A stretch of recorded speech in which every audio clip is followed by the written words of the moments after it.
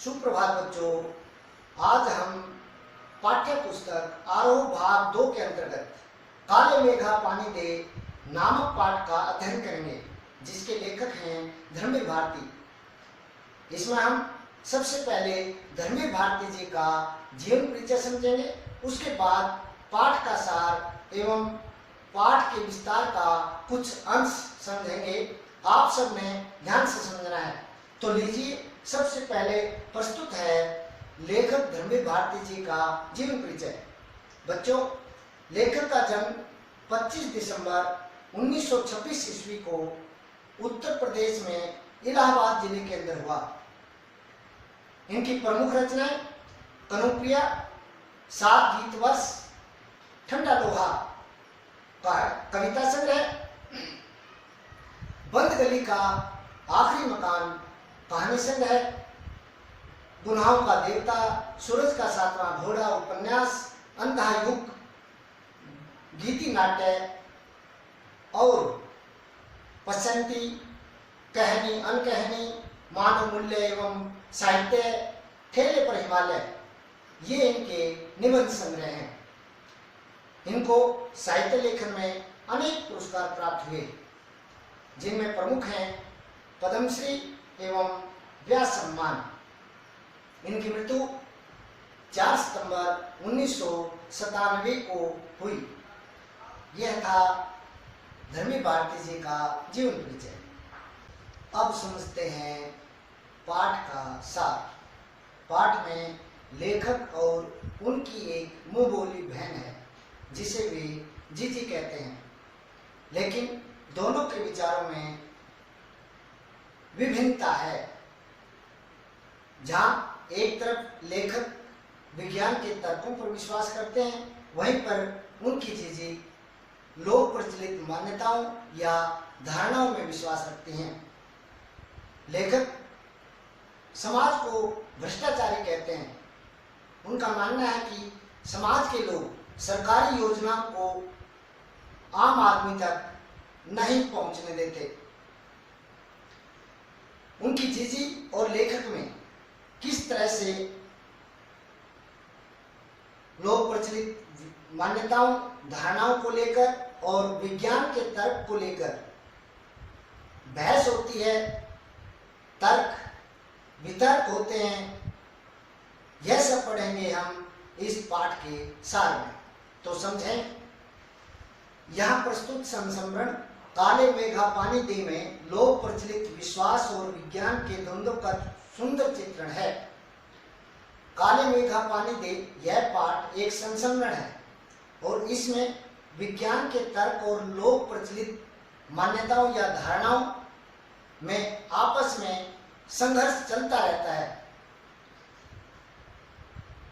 कुछ बातें समाज में ऐसी होती हैं जिन पर लोग विश्वास करते हैं, लेकिन उन बातों पर विज्ञान विश्वास नहीं करता, उनको विज्ञान नहीं मानता। विज्ञान का अपना तर्क है नहीं मानने का, और विश्वास का अपना सामर्थ्य है। और जो जिस बात के लिए विश्वास करता है, तो उसके अंदर उसे सामर्थ्य दिखती है, शक्ति दिखती है, ताकत दिखती है या मजबूती दिखती है।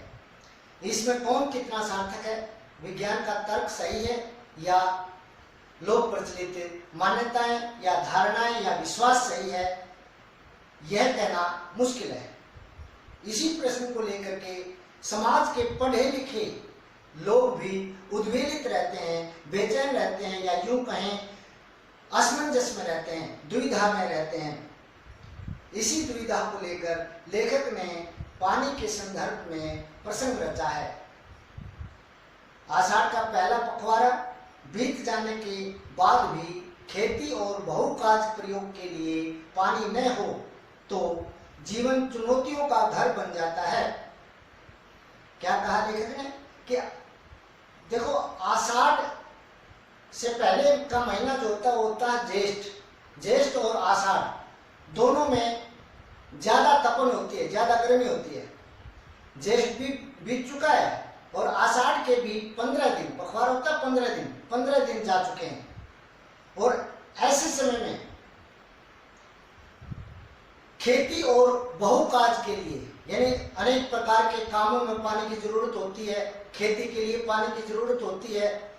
तो उन कामों को करने के लिए अगर पानी ना हो तो जीवन में चुनौतियां घेर लेती हैं, और उन चुनौतियों का निराकरण, उन चुनौतियों का समाधान अगर विज्ञान न कर पाए तो हमारा उत्सव धर्मी भारतीय समाज, उत्सव को ही धर्म मानने वाला भारतीय समाज या भारतीय समाज के लोग चुप नहीं बैठते,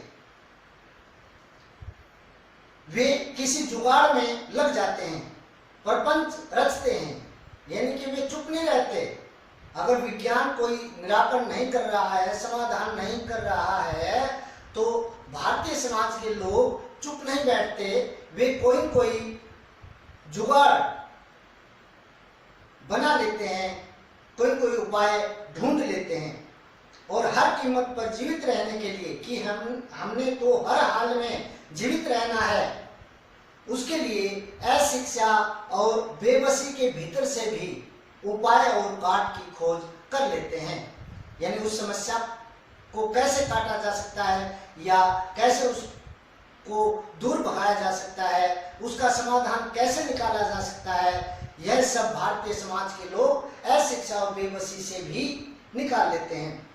लेखक ने अपने किशोर जीवन के इस संस्मरण में दिखाया है कि अनावृष्टि दूर करने के लिए, अनावृष्टि होती है जब काफी समय तक वर्षा ना हो, और उस समस्या को दूर करने के लिए गांव के बच्चों की इंद्र सेना द्वार द्वार पानी मांगते चलती है। गांव में एक बच्चों का समूह है जिसको इंद्र सेना कहा जाता है, और जब काफी समय तक वर्षा नहीं हुई तो वह इंद्र सेना क्या करती है, घर घर जाकर के पानी मांगती है। और लेखक का तर्कशील किशोर मन भीषण सूखे में उसे पानी की निर्मम बर्बादी के रूप में देखता है। बच्चे घर घर जाकर के पानी मांगते हैं और हर घर के आदमी या औरत उन पर बाल्टी भर भर कर पानी डालते हैं। वहीं लेखक क्या करता है, क्योंकि वह विज्ञान के तर्क पर चलने वाला व्यक्ति है, इसलिए वह इसे पानी की बर्बादी के रूप में देखता है। उसका मानना है कि इस तरह से पानी बर्बाद करने से बादल बरसने वाले नहीं हैं। इसे किशोर मन का वितर्क नहीं, वैज्ञानिक तर्क ही कहना चाहिए, और विज्ञान विषय की इतने दीर्घ काल तक पढ़ाई और विज्ञानोपलब्ध आविष्कारों से अपने जीवन को भौतिक सुख सुविधाओं से भरते रहने के बावजूद, भौतिक सुख सुविधाएं क्या होती हैं, सांसारिक जो भोग विलास है वही भौतिक सुख सुविधा कहलाती है, भरते रहने के बावजूद इस देश के जनमानस में ऐसी वैज्ञानिक दृष्टि का जन्म न पाना अफसोसजनक ही कहा जा सकता है, दुखदायक ही कहा जा सकता है। पर जनता के सामूहिक चित्त में बैठे विश्वासों का क्या करें, यानी जो जनता के हृदय में विश्वास है, मान्यताएं हैं, जो धारणाएं हैं, उनका हम क्या कर सकते हैं, जिनसे संचालित होने वाले कुछ लौकिक कर्मकांड संस्कृति की घटना के रूप में हमें लगते हैं, यानी एक संस्कार के रूप में कि ये तो हमारी सभ्यता है, हमें ऐसा करना चाहिए। अगर हम पानी का दान करेंगे तो इंद्र देवता खुश हो जाएंगे और वे हमें पानी देंगे। ऐसी मान्यताएं हैं लोगों की, ऐसी धारणाएं हैं लोगों की, इसलिए वे उस इंद्र सेना पर क्या करते हैं, पानी डालते हैं। इस चीज को लेखक नहीं मानता। यदि वे विश्वास प्रत्यक्षतः यानी प्रत्यक्ष रूप से जानलेवा या नस्ल, जाति, मजहब और लिंग के आधार पर किसी समुदाय के लिए अपमानजनक हो, किसी समूह के लिए, वो नस्ल है, किसी प्रकार की जाति है, मजहब है यानी धर्म है, और किसी लिंग के आधार पर अगर अपमानजनक है तब तो उन्हें अंधविश्वास कहकर उनका शीघ्रातिशीघ्र निराकरण ही एकमात्र कर्तव्य है। अगर वो किसी भी मजहब के लिए, किसी भी लिंग के लिए, किसी भी जाति के लिए, किसी भी नस्ल के लिए अपमानजनक है, अपमान देने वाला है, तो उसे अंधविश्वास मानकर उसे जल्दी से जल्दी भगाना चाहिए, यानी दूर करना चाहिए। यही हमारा एकमात्र कर्तव्य बनता है। पर यदि कुछ विश्वास विज्ञान सम्मत न होकर, यानी विज्ञान के अनुरूप न होकर भी उक्त तरह से हानिकर न हो, तो उनके साथ भी उसी प्रकार का बर्ताव क्या उचित है? ऐसा करने में क्या हमारे सांस्कृतिक मन के खाली खाली हो जाने का खतरा नहीं है? विश्वास की भी तो एक रचनात्मक भूमिका हो सकती है, यानी विश्वास भी कोई सकारात्मक निर्माण कर सकता है, सकारात्मक भूमिका निभा सकता है। आपातकाल में, यानी इमरजेंसी में निराशा दूर करने या अधीरता को थामने, यानी बेचैनी को दूर करने के लिए, अथवा विभक्त जनचेतना को, टूटी हुई जनचेतना को जोड़ने के लिए विश्वास एक रचनात्मक भूमिका निभाता है।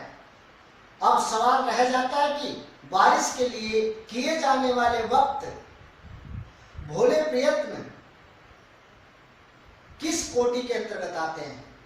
यानी बरसात के लिए, बारिश हो उसके लिए जो लोग उपाय करते हैं, प्रयास करते हैं, कोशिश करते हैं, वे कोशिश किस कोटि में रखी जाए, किस श्रेणी में रखी जाए, यह भी एक सवाल रह जाता है।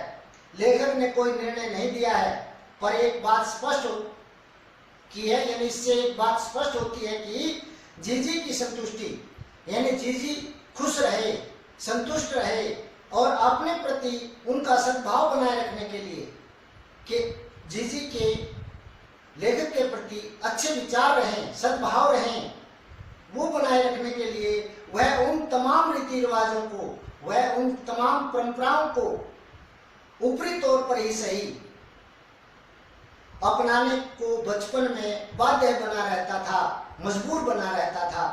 इससे क्या संकेत लिया जा सकता है? विज्ञान का सत्य बड़ा है या सहज प्रेम का रस, या फिर ये दोनों? इससे हम क्या संकेत ले सकते हैं कि या तो विज्ञान का सत्य बड़ा है, या फिर सहज प्रेम का रस बड़ा है, या फिर ये दोनों ही बड़े हैं। इनमें से बड़ा कौन है, यह निर्णय कर पाना बड़ा मुश्किल है। ये था सार। अब समझते हैं पाठ को विस्तार से। काले मेघा पानी दे। उन लोगों के दो नाम थे, इंद्रसेना या मेंढक मंडली, बिल्कुल एक दूसरे के विपरीत। जो लोग उनके नग्न स्वरूप शरीर, उनकी उछल कूद, उनके शोर शराबे और उनके कारण गली में होने वाले कीचड़ कांदों से चिढ़ते थे, वे उन्हें कहते थे मेंढक मंडली। मेंढक मंडली कौन कहते थे? जो उनके कार्यों को पसंद नहीं करते थे। वे उनकी अगवानी गालियों से होती थी, यानी कि जो चिढ़ते थे वो तो उन्हें गाली देकर बोलते थे, गाली देकर उनका स्वागत करते थे। वे होते थे 10-12 बरस से 16-18 बरस के लड़के। जो वो इंद्रसेना या मेंढक मंडली के हैं, उसमें 10-12 साल के या फिर 16-18 साल के लड़के होते थे। सांवला नंगा बदन होता, सिर्फ एक जांघिया या कभी कभी सिर्फ लंगोटी, एक जगह इकट्ठे होते थे। पहला जयकारा लगता था, बोल गंगा मैया की जय। जयकारा सुनते ही लोग सावधान हो जाते थे। स्त्रियां और लड़कियां सज्जे बारजे से झांकने लगती थी। छज्जा होता है मकान के आगे, जो लेंटर निकला होता है उसे छज्जा या बारजा बोलते हैं। और यह विचित्र नंग धड़ंग टोली उछलती कूदती समेत माने इकट्ठे होकर के पुकार लगाती थी, यानी एक स्वर में बोलते थे, काले मेघा पानी दे, गगरी फूटी बैल प्यासा, पानी दे गुड़धानी दे, काले मेघा पानी दे। कि हे काले काले बादलों पानी दो, क्योंकि पानी की कमी से, पानी के अभाव से मटकी फूट गई है, बैल प्यासे हैं, इसलिए पानी दे गुड़धानी दे। गुड़धानी होता है एक तरह से गुड़ और चने से बना हुआ लड्डू। काले मेघा पानी दे, ऐसा हुए एक आवाज में बोलते थे, पुकारते थे, उछलते कूदते एक दूसरे को धकियाते। ये लोग गली में किसी दुमहले मकान के सामने रुक जाते। दुमहला माने दुमंजिला। पानी दे मैया इंद्र सेना आई है। और जिस घरों में आखिर जेठ या शुरू आषाढ़ के उन सूखे दिनों में पानी की कमी भी होती थी, यानी क्योंकि ज्येष्ठ और आषाढ़ में सबसे ज्यादा गर्मी होती है, तो पानी की कमी हो जाती है उस समय। जब इंद्र सेना उनके घर के सामने जाती, तो वे पानी की कमी के चलते भी उन पर बाल्टियां भर भर करके डालते थे। उन घरों से भी सहेज कर रखे हुए पानी में से बाल्टी या घड़े भर भर कर इन बच्चों को सर से पैर तक तर कर दिया जाता था, भिगो दिया जाता था। ये भीगे बदन मिट्टी में लोग लगाते थे, पानी फेंकने से पैदा हुए कीचड़ में लथपथ हो जाते थे। हाथ पांव बदन शरीर को बोलते हैं, मुंह पेट सब पर गंदा कीचड़ मलकर फिर हाँक लगाते, बोल गंगा मैया की जय, और फिर मंडली बांधकर उछलते कूदते अगले घर की ओर चल पड़ते, बादलों को टेरते, यानी बादलों को पुकारते हुए। टेरना होता पुकारना। काले मेघा पानी दे। वे सचमुच ऐसे दिन होते जब गली मोहल्ला, गांव शहर, हर जगह लोग गर्मी में भुन भुन कर त्राहिमाम कर रहे होते थे। वे ऐसे दिन होते थे जब वो इंद्र सेना घर जाकर के पानी मांगती थी, तो लोग गर्मी से परेशान होते थे, मरने को होते थे। त्राहिमाम बचाओ बचाओ की रट लगाए रहते थे। यानी कहने का भाव क्या है कि लोग ज्यादा गर्मी होने के कारण परेशान थे। लेकिन जेठ के 10 तपा बीतकर, 10 तपा जेठ के 10 तपते हुए दिन बीतकर आषाढ़ का पहला पखवाड़ा भी बीत चुका होता, पर क्षितिज पर कहीं बादल की रेख भी नहीं दिखती होती। यानी जेठ के 10 अत्यंत तपते हुए दिन चले जाते और उसके बाद आषाढ़ का भी पहला पखवाड़ा चला जाता है, यानी पहले 15 दिन बीत जाते। लेकिन क्षितिज पर, क्षितिज किसको बोलते हैं? जहां पर जमीन और आसमान मिलते हुए दिखाई देते हैं, उसे बोलते हैं क्षितिज। उस क्षितिज पर बादलों की थोड़ी सी रेखा भी दिखाई नहीं देती, यानी कहीं आसमान में कोई बादल नहीं होता। कुएं सूखने लगते गर्मी के कारण। नलों में एक तो बहुत कम पानी आता, और अगर आता भी तो आधी रात को मानो खोलता हुआ पानी हो। या तो बहुत ही कम आता नलों में पानी, या आता तो वह भी आधी रात को आता, और वह भी काफी गर्म, यानी खोलता हुआ, उबलता हुआ। तो आज की कक्षा में हम इतना ही पढ़ेंगे। उम्मीद करता हूँ आप सबको अच्छे से समझ में आया होगा। आप सब ने इसको दोबारा से पढ़ना है ध्यान से, और आगे भी पढ़ना है, जो हम दूसरे भाग में पढ़ेंगे।